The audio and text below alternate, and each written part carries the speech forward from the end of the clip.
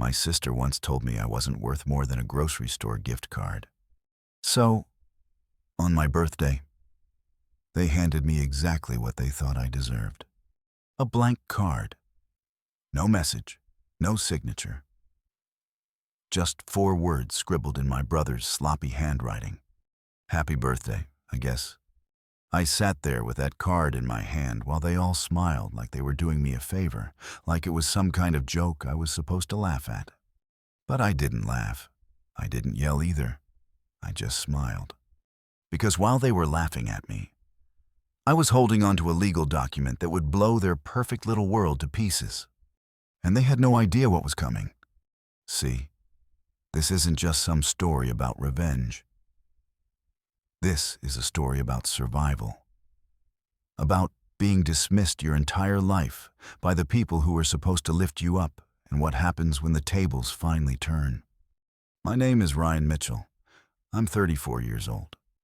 I've served my country. I've been broke. I've been ignored. But now I own a construction empire worth more than $12 million. And the people who used to call me a failure, they're the ones crawling through the ashes I left behind. But don't get ahead of me. Let me take you back. Because before the businesses, before the downtown penthouse, before the lawsuits, the headlines, the arrests, before all of that, I was just a guy no one took seriously. A ghost in my own family. A disappointment they tolerated out of obligation. And it all started with a dinner, a lousy roast, a cheap bottle of wine, and a birthday that no one actually cared about, except me. That night changed everything. And once I dropped the truth on them and the inheritance, the business, the millions they didn't know whether to beg or run. But before I tell you exactly how it all played out, I need you to know who I was before the war began. So if you've ever felt like the underdog in your own family, if you've ever been told you'd never amount to anything, stick with me. Because this story, it's about turning silence into strategy, disrespect into discipline, and pain into power. Before I dive deeper, hit that like button, leave a comment, and subscribe. Because trust me, you don't want to miss how this ends. Now, let me introduce you to the cast of this disaster. First up, Jessica. She's my older sister by 2 years. And if you ask my mother, she walks on water, blonde hair, staged selfies, $1,000 handbags paid for by her husband Chad's brokerage job. She's never worked a day in her life. Thinks being a stay-at-home influencer is the same as running a company. She used to call me war hero in that sarcastic, sneering tone, like my service was some kind of embarrassment to the family. Chad. He's the finance guy who wears cufflinks to a backyard BBQ. One of those men who talks about leveraging other people's money, but never mentions who ends up holding the bag when it all goes south. Then there's Kyle, my little brother. If laziness were an Olympic sport, he'd have gold medals from 3 consecutive games. Lives in mom's basement. Calls himself an entrepreneur. In reality, he just flips knockoff sneakers online and streams video games no one watches. And speaking of Mom Linda, she's got 2 modes: overcooked meals and over-the-top favoritism. Her entire personality revolves around supporting success, which really just means praising Jessica for marrying money and pretending Kyle's ideas are brilliant. Dad Mike, 57, still clinging to the glory days of high school football. Same factory job for over 20 years. Every conversation with him ends in a rant about how the country's gone soft. Me, I joined the Marines at 19. Did 2 tours overseas. Came home in one piece barely. I came back with scars, some visible, most weren't. But I also came back with something they never understood: discipline, grit, focus. While they were sipping wine and scrolling Instagram, I was working night shifts in a freezing warehouse. 12 hours a night, moving pallets. then classes during the day. 4 hours of sleep, if I was lucky. I wasn't just surviving. I was building something, piece by piece. I used my GI Bill to study business. I learned everything I could about commercial real estate, financial markets, and distressed property investments. I found opportunities in places most people were too afraid to touch. Old strip malls, abandoned warehouses, failed retail centers. Where others saw risk, I saw potential.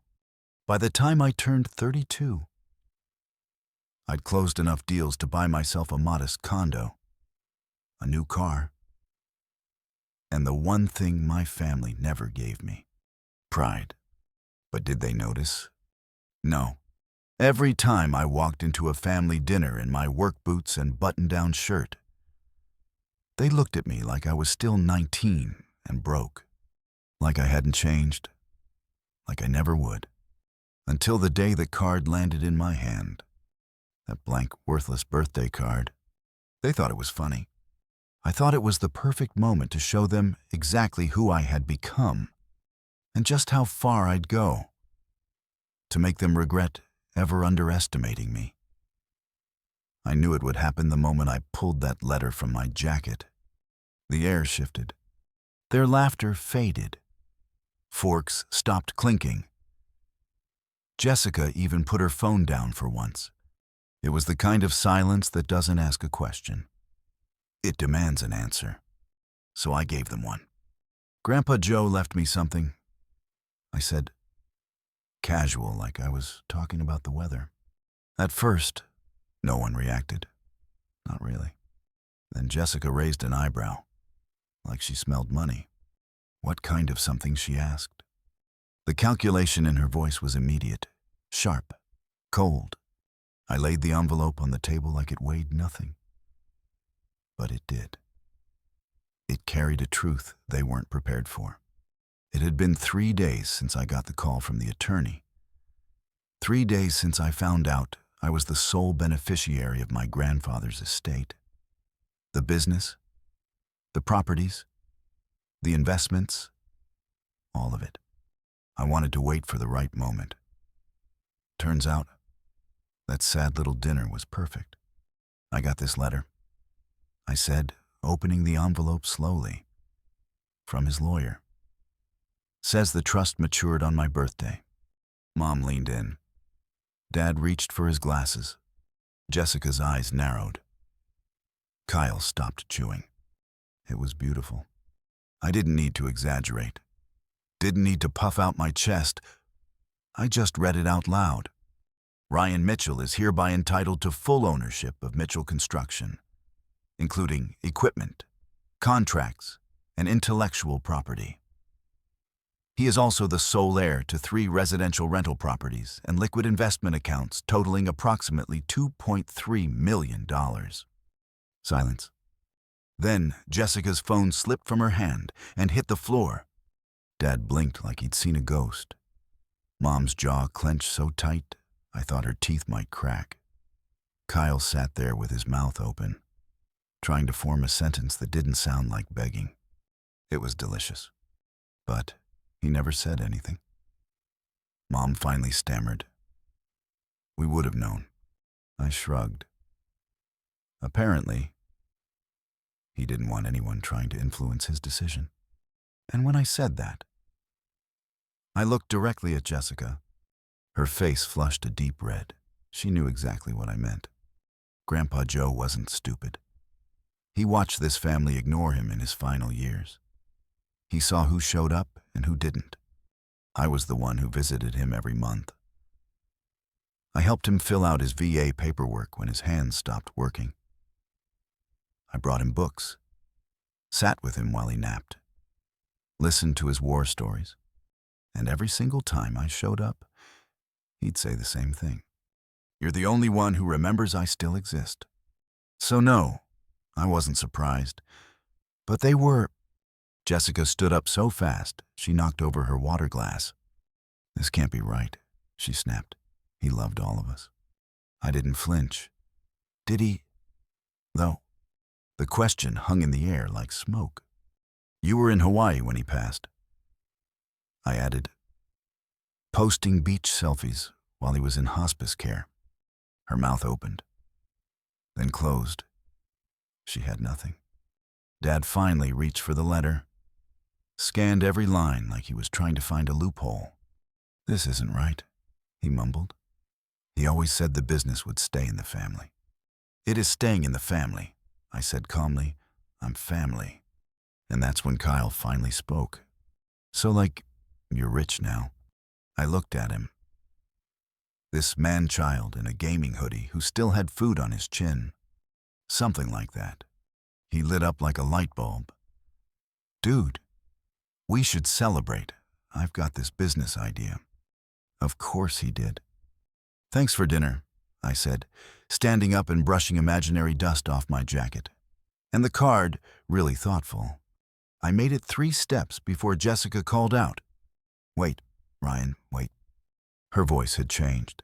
No longer mocking, no longer smug. Now she sounded like someone realizing the rules of the game had changed, and she wasn't winning. We should talk, she said, as a family. I turned halfway. About what? Well, about how Grandpa always wanted to help everyone. And Chad and I are looking at houses. Kyle's got his startup. And Mom and Dad. I didn't need to hear the rest. Because in that moment, they weren't my family. They were sharks smelling blood. They saw dollar signs, not a person. The room was suddenly full of fake smiles. Mom nodding like she always supported me. Dad pretending he was proud. Jessica looking at me like we were best friends again. And that's when I realized something. They didn't hate me because I failed. They hated me because I succeeded without them. And now they wanted in. They wanted my success, my money, my legacy. But they were about to learn something else. I didn't fight my way out of debt, trauma, and war just to hand it all over to the people who buried me with a blank card. They'd spent years mocking me behind my back. Now I was walking out the door with every card in my hand. You'd think after the trust fund bombshell, they'd want time to process. But no. It took less than 72 hours for the fake love to start pouring in. Jessica was the first to text. Hey, just thinking about you. Let's do coffee soon. My treat. This from the same woman who once called me irrelevant at Thanksgiving because I didn't own a suit. The same sister who laughed when I said I was investing in abandoned shopping centers. Now, suddenly, she missed me. The next day she sent an article. Thought this might interest you. Real estate trends for Q1, super insightful. A link to some random Forbes piece she clearly didn't read. I didn't respond. So she followed up with a selfie of her and Chad at a brunch spot. Both holding lattes like they were auditioning for a lifestyle blog. Caption: We should bring you here sometime. Let's catch up soon. Sure. Right after I get hit by a meteor. Then Kyle started texting. Yo, bro, what's up? Let's grab lunch. No mention of the inheritance. No mention of the dinner. Just bro and lunch? I said, sure, why not? Curious to see how this would play out. He picked the most expensive place in town. The kind of place where you pay $30 for avocado toast. He walked in wearing a hoodie with a bleach stain and no wallet. I ordered black coffee. He got steak and eggs. When the bill came, he patted his pockets like he was searching for treasure. Oh, man, I totally forgot my wallet. Right. I paid. He grinned. Thanks, man. Next one's on me. It never would be. The whole meal. He pitched me on some digital agency idea. Said he was going to disrupt the online marketing space. Didn't have a website. Didn't have clients. Didn't even know what a revenue model was. But apparently all he needed was 50 grand and a shot. Then came Mom. Suddenly she wanted to reconnect. Said she missed me. Invited me over for dinner. I'm making your favorite. As if she'd ever remembered what my favorite meal was. Turns out it was overcooked lasagna and a weird salad made from canned peaches and cottage cheese. Still, I showed up, and sure enough, halfway through the meal, she started talking about the house. "The roof's leaking," she said, "and your father's knees are acting up. We've been thinking about renovating the kitchen too. But these contractors these days, so expensive." I didn't respond, just nodded slowly. She kept going. It'd only take about $30,000. Not alone, of course, just help. Help. That word again. Family helps family. Funny how they all remembered that phrase now. Back when I was working night shifts and eating canned beans, no one offered help. No one paid attention. But now that I had money, suddenly I was the heart of the family. Jessica escalated next. She stopped by my apartment unannounced, holding a tray of overpriced pastries. "Thought you could use a treat." She smiled, walking in like she lived there. She sat on my couch, crossed her legs, and looked around. "Nice place. Grandpa would be proud." I didn't say anything. She cleared her throat. "Chad and I. We've been looking at houses. There's this one we love. 4 bedrooms, huge yard, great school district. It's perfect." I waited. "But the market's crazy. You know interest rates are climbing. We need a solid down payment before the seller moves on." There it was. How much I asked. Her eyes lit up like I'd just given her the green light. $170,000. "But we'd pay you back with interest." Right. The same woman who once told me real estate was a dead-end hustle now needed my dead-end hustle to buy her dream house. I smiled. "I'll think about it." She squealed, hugged me like we were childhood best friends. And after that, it was like I became the family ATM. Kyle came back, said he needed seed money for a podcast studio. Mom mentioned a medical bill that magically appeared.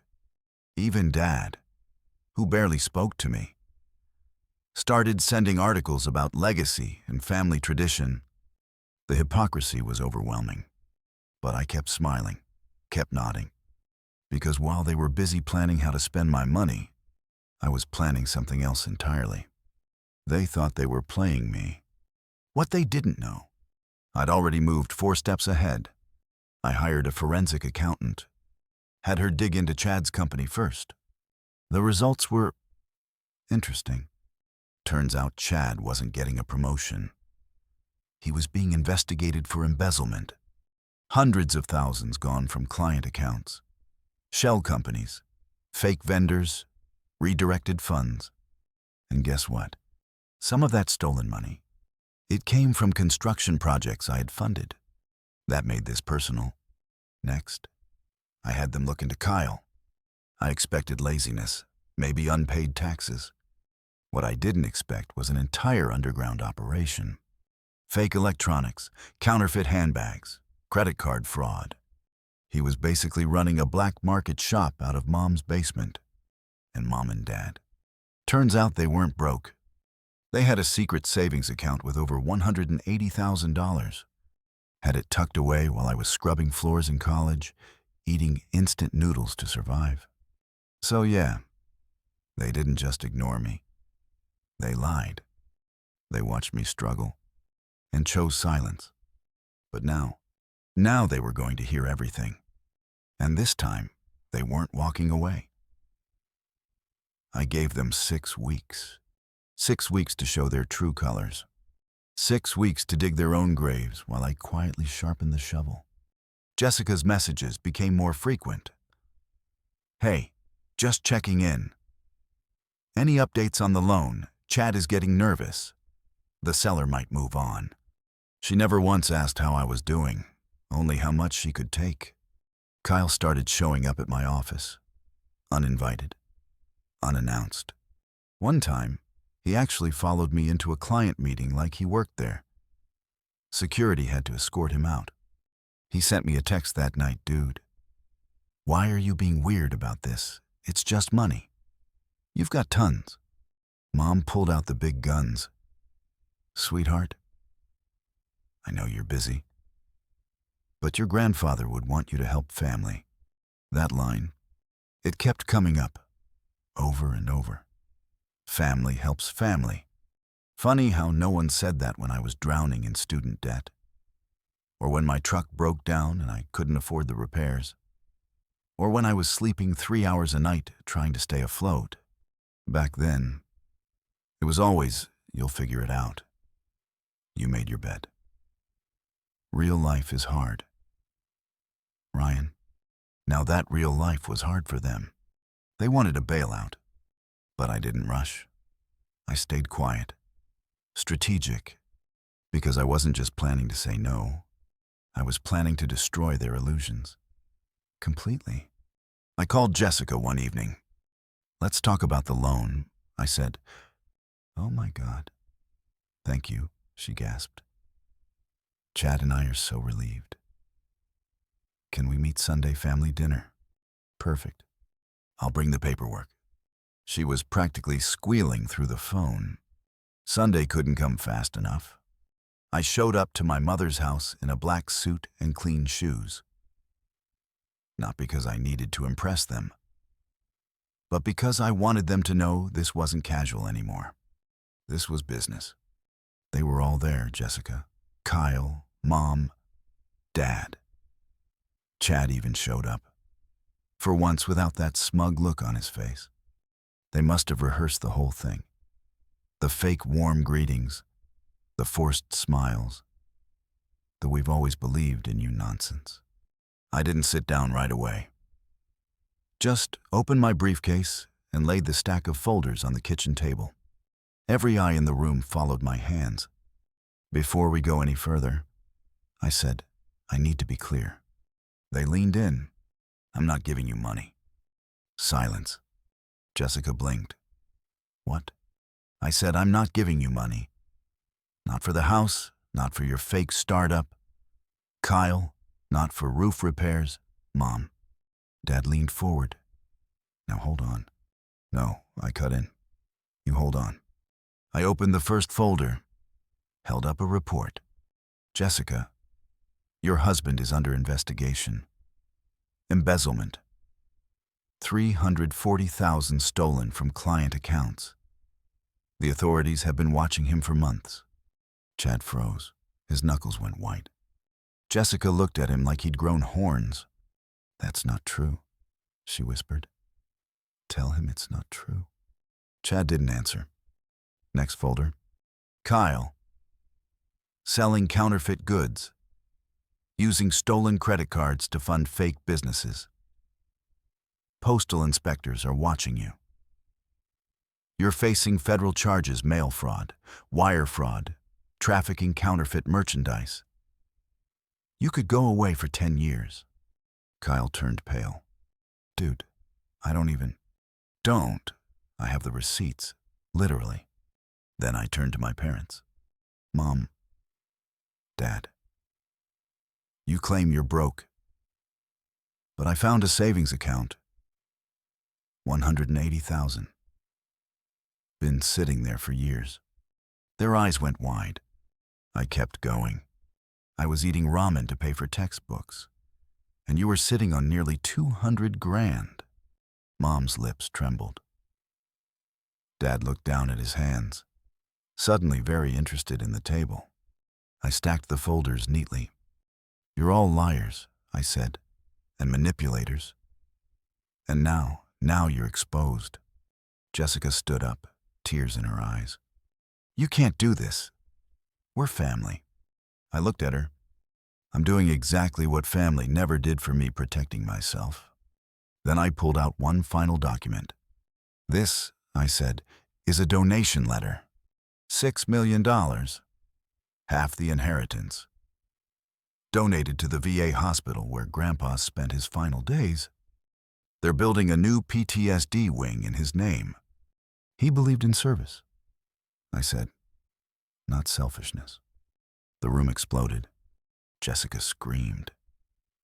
Kyle tried to grab the folder out of my hands. Mom started sobbing. Dad just stared into space. And Chad. He slipped out the back door like the coward he was. I didn't chase him. Instead, I raised my voice over the chaos. And the other half I just acquired Mitchell Construction. That's right. The firm that's been outbidding Chad's company for the last 2 years. Turns out, they were eager to sell. Especially once they heard who I was. Jessica's mouth fell open. I continued. So now, not only am I reporting him for stealing from me, I'm also taking his clients. She collapsed back into her chair. I didn't do this to be cruel, I said quietly. I did it because you made me. Because you laughed when I struggled. Because you watched me fall and didn't care. And then I turned to leave. Mom tried to stop me. Jessica begged. Kyle swore. Dad said nothing. I walked to the door, opened it, and turned back one last time. You treated me like a joke. Like I'd never be anything. I held up the donation letter. Now you'll remember my name every time you walk past that hospital wing. They didn't believe me at first. They thought I was bluffing. That I was just being dramatic. That I'd cool off, that I'd come back around and start handing out checks like a generous little brother. But I didn't cool off. I got hotter, sharper, more focused, because I wasn't angry anymore. I was in control. And the fallout? Well, it didn't take long to start. Exactly 1 week after that dinner, Chad was arrested at his office. The headlines came quick. Local investment manager charged with multi-million-dollar embezzlement scheme. Turns out the investigation had been quietly building for months.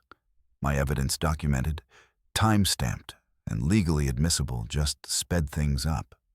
Jessica called me the same day. She was sobbing so hard I could barely make out her words. Ryan, please. They want $50,000 for bail. I don't have it. I let the silence stretch. You have to help. He's my husband. I kept my voice even. Have you tried asking Mom and Dad? I hear they have some savings tucked away. Her breath caught. They won't help. They said it's not their problem. But it's mine. Please. And there it was. Now it was her problem. Not so funny when the roles reverse, huh? I didn't scream. I didn't mock. I just said the 2 words I never got when I needed them most. Figure it out. And I hung up. 3 days later, the postal inspectors raided Kyle's business. His laptop, his phone, his entire room in Mom's basement gone. Bagged and tagged. They found evidence going back more than 2 years. Fake brand names. Stolen credit card info. Hundreds of complaints filed online. He wasn't some harmless kid with a dream. He was a criminal, facing up to 10 years in federal prison. That night, he showed up at my apartment at 2 in the morning, banging on my door. Open up. Man, you set me up. I'm going to prison because of you. I cracked the door just enough to see his face. Unshaven. Sweaty. Wild-eyed. He looked like a ghost of himself. No. Kyle, you're going to prison because you broke the law. I just made sure it caught up to you. His voice dropped. Please, I'll do anything. Just help me get a good lawyer. Please, man. Don't leave me like this. I stared at him for a long second. You left me years ago. Then I called the cops for a noise complaint. They picked him up an hour later. He spent the night in county lockup, sobbing into his hoodie. And that was just the beginning. Because the IRS doesn't like secrets. Especially when those secrets involve fake dependents and undeclared income. The audit on my parents was brutal. 7 years of back taxes, penalties, interest, legal fees. That hidden savings account wiped out overnight. They lost the house 6 weeks later. Dad's factory found out about the charges and let him go. Apparently, Government contracts require clean financial records. Suddenly, the people who always said you're on your own were exactly that, on their own. Jessica bounced between couches for a while, eventually ended up sleeping in her car. She tried to get a job but had no experience, no degree, no resume. Apparently, Instagram model doesn't impress hiring managers. Kyle got sentenced to 6 years. No plea deal, no leniency. The judge called him arrogant and unrepentant. At the hearing, Kyle actually tried to blame me. Said I set him up. His public defender practically tackled him to shut him up. And Chad, he got 12 years. Turns out, my evidence uncovered even more shell companies, fake vendors, ghost employees. Jessica called again after the sentencing. Ryan, I have no one left. I don't even have clean clothes. I didn't say anything. Please, just a little help, just until I get on my feet. I let her sit in the silence. I'm your sister, she whispered. I finally answered. You were my sister when it was convenient, not when it counted. And I ended the call. I wasn't bitter. I was done. And while they all unraveled, I thrived. Mitchell Construction exploded. We locked in over $2.8 million in new contracts within 3 months, several of them government deals, something Chad's criminal record would have made impossible. I kept most of Grandpa Joe's old crew, brought in a new CFO, upgraded every system. Our margins doubled. Our reputation soared. The PTSD wing I funded broke ground that summer. They named it after Grandpa the Joseph Mitchell Veterans Recovery Center. I stood at the ribbon-cutting ceremony, surrounded by veterans in dress blues, holding back tears as the mayor thanked me for giving back when no one was looking. And in that moment, I didn't think about revenge. I thought about legacy, about what it means to rebuild from the ashes and build something no one can take from you. I had the respect of my peers, the admiration of my team, and the peace of knowing I never had to fake a thing. Meanwhile, they were vanishing one by one. The ones who once mocked me, who ignored me, who turned their backs on me. Now they were learning the lesson they'd never taught me. Respect isn't inherited. It's earned. I thought once the arrests were made, once the sentences were handed down, things would quiet down. I was wrong. See, people don't change just because they lose everything. Sometimes they get worse. The calls didn't stop. They just got more desperate. Mom's voice cracked through every voicemail. Ryan, honey, we made mistakes. We know that now. But we're family. You can't just abandon us. I didn't delete the messages. I saved them, not out of spite, out of principle. Because every plea, every cry, every please help us, it reminded me of every night I sat alone, broke and exhausted, waiting for someone in that same family to care. They never did. So neither would I. Jessica was the worst. After Chad went to prison, she spiraled, lost her car, got evicted from the last apartment she could afford. She slept in parking lots, on park benches. Once, I heard she showered at a gas station using bottled water. She stopped texting, started showing up. One afternoon, she was waiting outside my office building. I walked out and saw her leaning against the glass, hair tangled, makeup smudged, clutching a dirty backpack like it was the last thing she owned. Ryan, she whispered when she saw me. Can we talk? I didn't stop walking. She chased me half a block. Please, I'm not asking for a handout. I just need to shower, eat, maybe sleep on your couch, just one night. I turned and looked at her. Really looked. This woman used to spend $500 on throw pillows. Now she couldn't afford a sandwich. I warned you. I said, I told you this wasn't a game. Tears spilled down her cheeks. I didn't know how bad it would get. I didn't think. No. I cut in. You didn't. You thought I'd fold. You thought I was still the kid you could mock at dinner. But I grew up. You didn't. And I left her there. A week later, she showed up again. But this time it wasn't private. I was at a steakhouse downtown, sitting with the mayor and 2 city council members, discussing a multi-million-dollar urban redevelopment deal.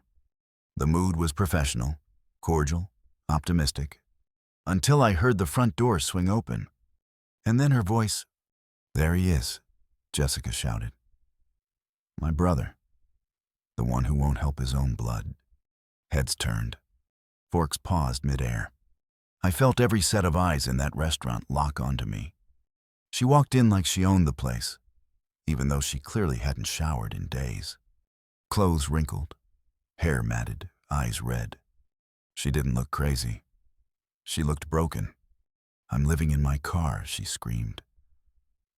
"I have nothing. Nothing." And he just watches. One of the councilmen stood up. "Sir, do you need assistance?" I shook my head. Calm. Steady. I stood up, buttoned my blazer, and walked over to her. I leaned in, dropped my voice to a whisper. "Yes, Jessica, I see you. And I know what that kind of nothing feels like. Because I lived it." She opened her mouth. But I held up a hand. "I begged you once. For help. You laughed. Now you're begging me. And I'm not laughing." She trembled. "Please. I'll do anything. I'll work. I'll scrub floors. I cut her off gently. "You don't need me. You need to face yourself." Then I reached into my wallet, pulled out a $20 bill, and placed it in her hand. "That'll get you a bus ride, and maybe a little food." She looked down at the bill like it might burn her fingers. "Don't come here again," I said. "You made your choices." She didn't follow me out that time. Didn't scream. Just stood there, alone, in front of a room full of strangers. And I walked back to my table. The mayor gave me a tight nod. "Family troubles?" he asked. I just smiled. "Nothing I can't handle." We signed the deal the next morning. $23 million in contracts. Over 300 jobs created. An entire district revitalized. Jessica never showed up there again. But the hits kept coming. Kyle violated his bail. Started another scam while awaiting sentencing. He used a burner phone to reroute payments from a fake GoFundMe campaign. When the feds caught him, they weren't gentle. He was hauled back into court. The judge doubled his sentence. 8 years. When the verdict was read, he cried like a child. Said I abandoned him. I didn't flinch. Because I hadn't abandoned him. I just stopped saving him from himself. Mom and Dad filed for bankruptcy. The IRS drained their accounts, repossessed their second car, and slapped them with liens they couldn't shake. They moved into subsidized housing across town. Dad got a part-time job stocking shelves at a grocery store. Mom volunteered at a church pantry for food credits. And me, I bought a penthouse overlooking the harbor. Glass walls, oak floors, silence so complete you could hear your own thoughts, think. And sometimes, late at night, I'd stand at the window and let it all sink in. I wasn't a hero. I wasn't a villain. I was a man who did what he had to do. And for once in my life, I didn't feel small. I felt seen. It's been over a year since that dinner. Since the moment I laid the truth on the table and watched every lie they ever built collapse under its own weight. In that time, I've grown more than I ever thought possible. Mitchell Construction now operates across 3 states. We're closing in on $15 million in annual contracts. My property portfolio passed $8 million. And I'm not stopping. But more than the money, More than the buildings or the business wins, what I gained most was clarity. Clarity about who I am and who I never have to be again. I used to believe I had to earn their love. That maybe, if I worked hard enough, succeeded big enough, they'd finally see me. But now I know the truth. Some people only see you when they need something from you. And when you stop giving, they vanish. And I'm okay with that. See, real family, it isn't blood. It's loyalty, respect, trust. It's the people who show up when there's nothing to gain. I have that now. In my team, my community, and in someone else too. A woman named Claire, an architect I met on a downtown renovation project. She didn't care about my last name or the size of my bank account. She cared that I showed up early, that I listened more than I spoke, that I treated people with dignity. Turns out, that goes further than money ever could. We've been dating for 7 months. She still doesn't know the full story. Not because I'm hiding it, but because for the first time. It's not what defines me. I used to walk into rooms and feel small. Now, I walk in knowing I built every brick beneath my feet. And I didn't do it to prove anything to them. I did it to prove it to me. That I could survive. That I could thrive. That I could take pain and turn it into foundation. People still ask me if I regret it. If I could go back, would I do things differently? Maybe. Maybe I'd set firmer boundaries sooner. Maybe I'd stop begging for approval I'd never get.